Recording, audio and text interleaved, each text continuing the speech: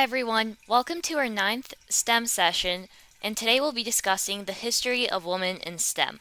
First, we'll go into some historical discrimination that's happened in the past. Then we'll talk about some inspirational stories of influential women in the STEM field, and then we'll go on to some more inspirational and motivational quotes as well as ways that you can really get out there and pursue a STEM education. So let's begin. We'll start off with the history of discrimination. Throughout history, many women were never able to receive an education. This spanned a very long time where there were all men's schools. Women were seen as people who had to stay in the house, cook, clean, and men were the only ones getting an education, leading to the inability for them to pursue a STEM career. Like, how are you supposed to pursue STEM if you don't have an education? In some places, it was illegal for women to have jobs or to pursue STEM careers, and the male workers would receive credit for their research, which was very frustrating because who wants to work on something for so long only not to get the credit for that? And there were prejudices towards women of color, and always with racial minorities, and it's been harder for women who belong to those groups to receive education and recognition for their work. But it's really important that we recognize women in general, and that we help women as well as helping ourselves to pursue those STEM careers, because STEM is such an amazing and versatile career education option that is so big and that can really help us in the future. So now we'll discuss some historical contributions of women.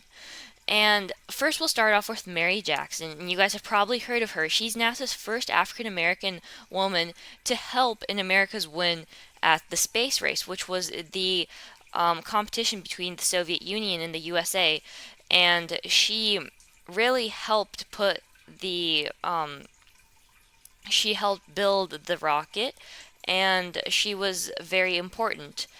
Our next woman who we will talk about is Ruby Hirose. So she was a Japanese American biochemist who conducted research for the development of vaccines for polio and hay fever. This is a different field, of course. Mary Jackson worked more in like space engineering. Obviously, Ruby Hirose works in biochemistry, and worked, and she really helped there too. Our next woman is Kanda Kadambini Ganguly, who was the first South Asian female physician, and she was trained in Western medicine and she graduated in South Asia. Especially in Asian culture, it was really hard for women to pursue STEM education, or in many cases, education in general. So it's really a great achievement that she was able to be the first female doctor, really, who graduated in South Asia. And finally, we have Helia Bravo Hollis, who became the first certified biologist of Mexico, and she even introduced a new career that we know today as botany. And I think that not only are these stories inspiring of these women who have done so much in the past, but also it's important to see all the different fields in STEM. You have biochemistry, you have rocket science, literally, you have botany, and you have medicine. And it's just STEM is not just engineering and programming. There's so much more to it, and that's why it's so important to get people into it, because there's a lot of career options and it can help us so much in the future. Now we're going to talk about some ongoing discrimination as well as some statistics. So, women are really not represented in certain fields, and that causes a lot of women who go into these fields to feel overwhelmed and isolated. So, of course, a lot of women will not want to pursue STEM careers if they're the only ones in their classes or their workplaces.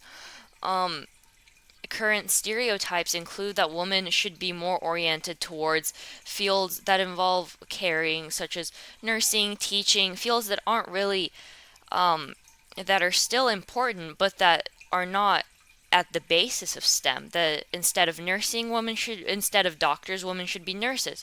And another key thing here is that to bridge the gender gap, we also have to allow male representation in these fields, because a lot of men are not, these jobs aren't seen fit for men either.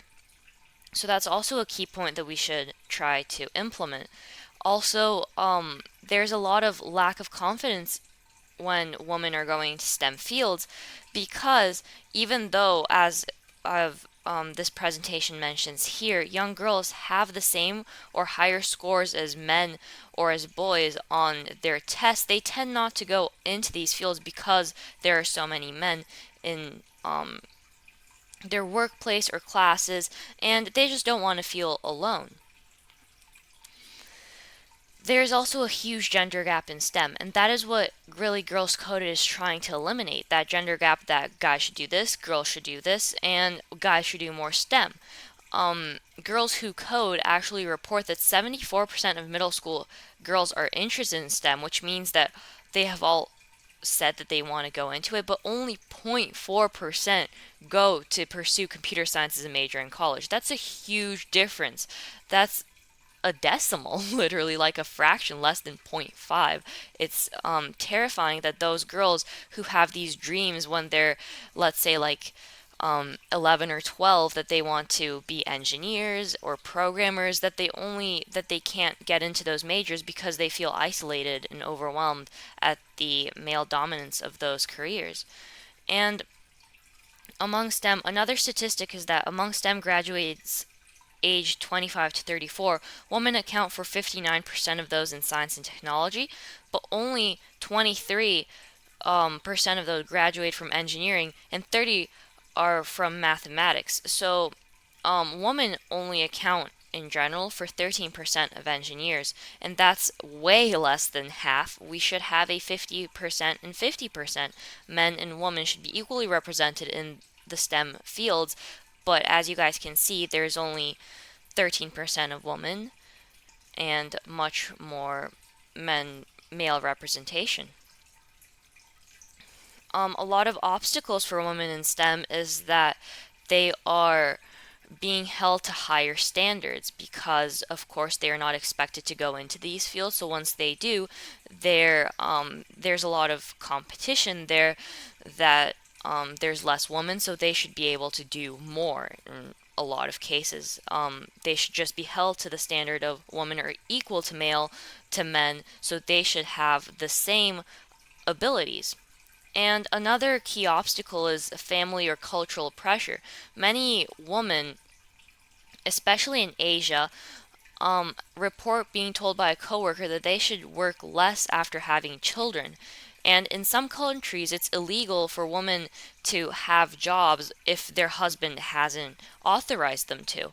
So all of this, so in a lot of these cultures, a woman's life depends on her husband or her family and what they want her to do, which is unfair because a lot of times tradition can be blocking the progress, especially getting more people into the STEM careers and fields.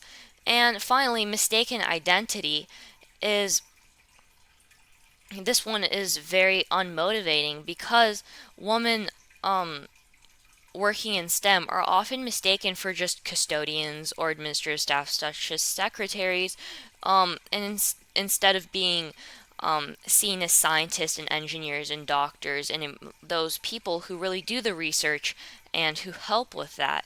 And it can be very damaging when you do so much work and people only see you as, let's say, a custodian, when people look at you and they're like, oh, you're not a scientist, you're a custodian. That's very demoralizing. And so now, on a more positive note, after we've discussed all those ways that women have obstacles in the STEM careers, let's talk about ways to bridge the gender gap in STEM. And we can make a difference, and that's the important thing, that if we work together, if we bridge that gender gap, if we have men and women working together, then we can make the most progress and be the best society that we can be. An important part is to showcase women in STEM as role models. A lot of girls will be looking towards role models that are women when they're in a class full of guys or when they're in their workplace full of men. And they'll need that inspiration from someone. They should be able to see someone and see, oh, she was in the same spot as I am, but look at how far she got. And there's so many women who can serve as role models, such as the ones that we mentioned in the beginning. They have inspiring stories and they should be showcased instead of suppressed. And that'll motivate other girls to pursue these careers. And a key other point is to encourage girls around you. You should encourage your friends, your family, your colleagues, anyone who's interested in STEM to really pursue this career because it's an amazing career path and it should be open to everyone. Um, if you're a girl, try to get all your friends. If you're a guy, try to get your girlfriends too to um, pursue these STEM careers. It honestly doesn't matter your gender. Just try to get everyone around you to into STEM because everyone should be allowed a chance. And with that encouragement from your friends and family and with that support, people, girls or guys, will be more likely to go into the STEM field and young women will feel more represented and won't be so overwhelmed if they're in a safe and supportive environment. Another thing is to get hands-on experience. A lot of people find STEM to be boring, um, just sitting in front of a computer all day, typing and typing and typing and typing without much achievement. And actually, it's not like that. With STEM, there are so many different career paths that you can pursue that eventually you'll find something that you like. And STEM is really hands-on. A lot of it is on the computer, but if you think about it, you can have the science part of it, or you're doing something, and that's really motivational. And STEM can be creative. You can find a problem and try to solve it in your own way. And that creativity is very based on your own unique personality and what you can do. And that's why a lot, like 72% of girls, it says here, indicate that their willingness to work jobs that make a difference, and 90% of girls identify as creative. However, they see STEM as boring and pointless. And this is important to educate everyone about, first, the importance of STEM, and second, that they can really be creative with it and that it's not just a job where you sit at your computer all day just typing out words on a screen. And everyone should try to join STEM extracurriculars. These extra classes, extra ways to delve into STEM are an excellent way of bridging the STEM gap early on because they will allow everyone to see the beauty of STEM and they will allow girls to have more experiences with STEM, more positive experiences with STEM. And it can also teach about real life and actual jobs. A lot of these extra activities are just introducing you to a real life experience that you could have with a STEM job. And a Microsoft study, as it says here, concluded that middle school girls who took part in extracurricular STEM programs were 2 to 3 times more likely to study physics, engineering, and computer science. And that's huge because when girls take these extra activities, they're more motivated and they're more interested. And this is the point of these activities, to make girls and everyone interested in these subjects and to pursue them later on, to show them that they can be fun and creative and interesting and important. And of course, never get discouraged. It can be very discouraging to be in a class with all guys, to be the only girl in the class, or to be in a male-dominated workplace. And of course, it's very discouraging if these people around you do not support what you're doing. And that's why it's really big to have that support from people around you. But you can't let all those obstacles overcome you. There's so many inspirational stories of women out there who have done so much. The STEM career is so versatile. There will always be something for you to do. You will be accepted, and together it is important that we bond, and we can create that supportive environment for girls and really help them pursue those STEM fields to make our world more equal and to make our world progress really and change in a lot of cases can be good, especially in our COVID world right now. We need so many people who are interested in those subjects such as STEM to help us through these hard times and to find solutions to all of these problems. And another key point is to be comfortable with mistakes. Mistakes are a part of progress. Um, if you make a mistake, that's okay because now you know what you did wrong. You can keep going from there. It can be very discouraging to make a mistake and to feel like you failed, but you can't be successful if you haven't failed in the past because that just means that you're not pushing yourself enough, that you're not going for the hardest, that you're not going the 100%. And it can be very discouraging when you do make a mistake, but you just work through it. And the more mistakes you make, when you finally get it in the end, the more confident you feel, the more you feel just so good about yourself, and the more achievement you can get. And it's true that a lot of times women can be judged for failing harsher than men, but it's important that we get over that and that we keep making those mistakes that help us make progress in our research and that really help us bridge that gender gap because we are the change and we have to do something. We can't just give up. We have to keep going even when we make a mistake. And it can be discouraging, it can be hard, but we have to get through that and make those mistakes in order to know what we're doing wrong, in order to fully push ourselves and make that progress. And here's some organizations to check out. And of course, it might not be easy if you don't live close to them, but the Smithsonian Science Education Center, you guys can look all of these up. The Open Colleges, Society of STEM Women of Color, the National Academics of Science, Engineering, and Medicine, and the STEM Sisterhood. All of these places are known to bring guys and girls together to bridge that gender gap to support women in their journey through STEM. Make sure to check these ones out.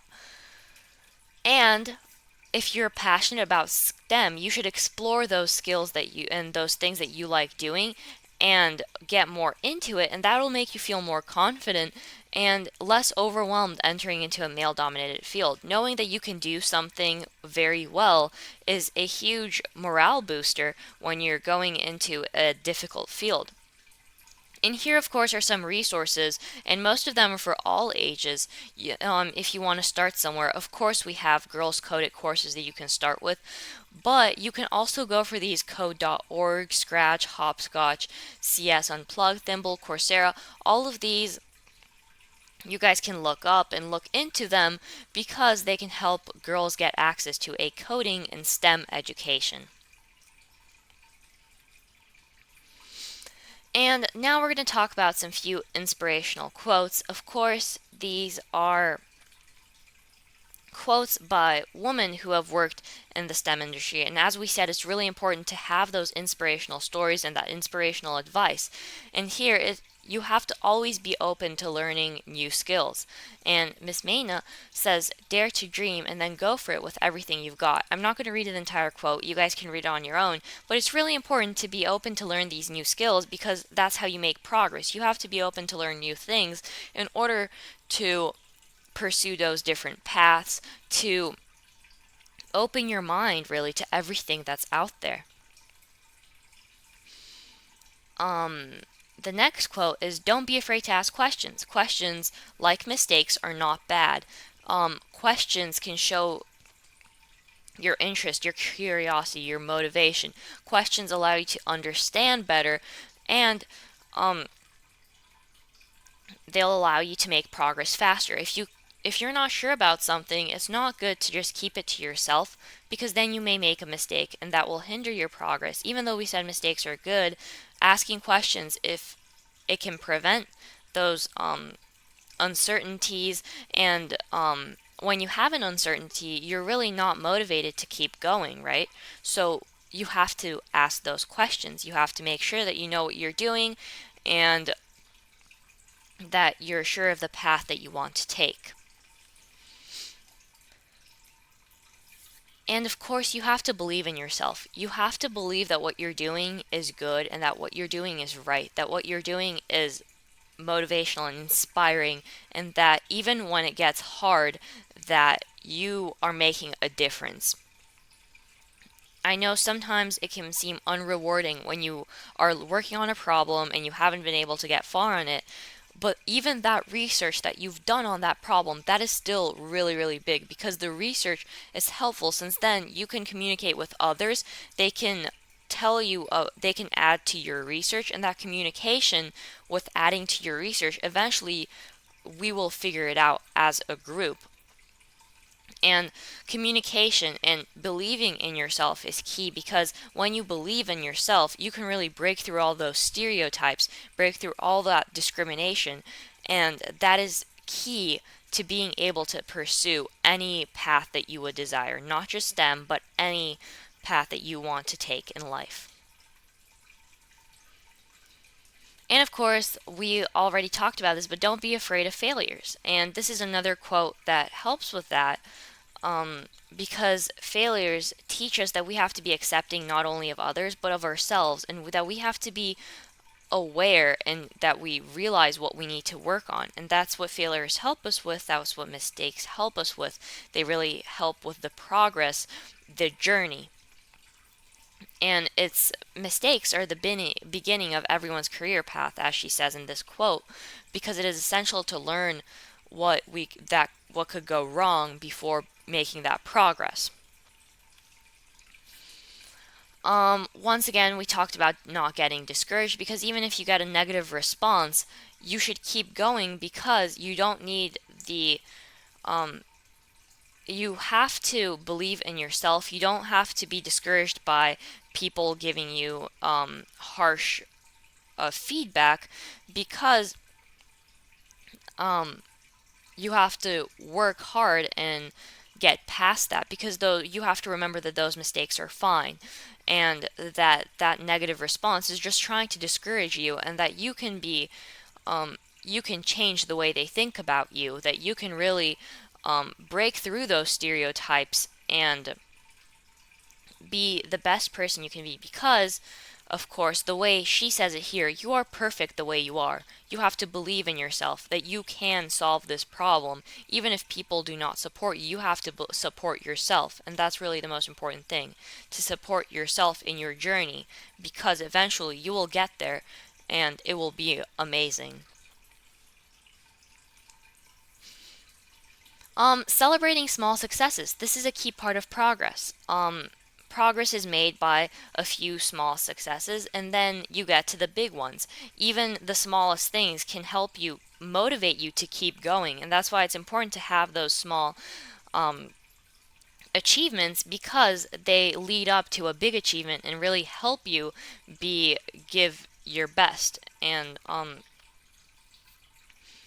having those small successes lets you build up to one or many big successes in your life, and every achievement should be celebrated.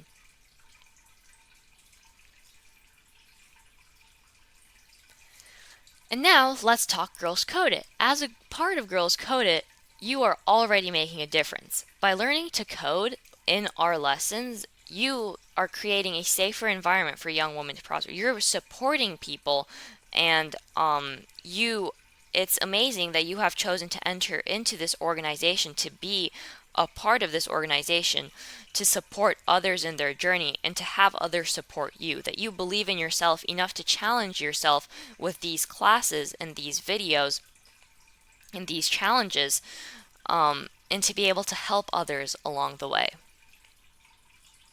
And in Girls Coded, that's what we really try to create, a positive environment for women to work together alongside a lot of guys, to be able to bridge that gender gap and to help young women prosper and really find that STEM can be creative, that it can be an amazing field, and that is not just for guys.